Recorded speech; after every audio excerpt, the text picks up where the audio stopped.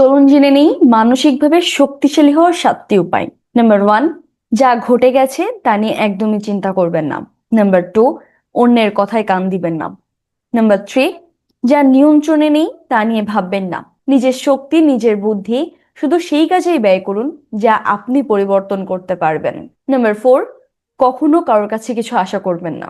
Number 5, অতীতের ভুল থেকে শিক্ষা নিন। অতীত নিয়ে আফসোস করবেন না, সেখান থেকে শিক্ষা নিয়ে বর্তমানে কাজে লাগান। মনে রাখবেন, ব্যর্থতা মানেই শেষ নয়, বরং এটি নতুন করে শুরুর একটি অভিজ্ঞতা।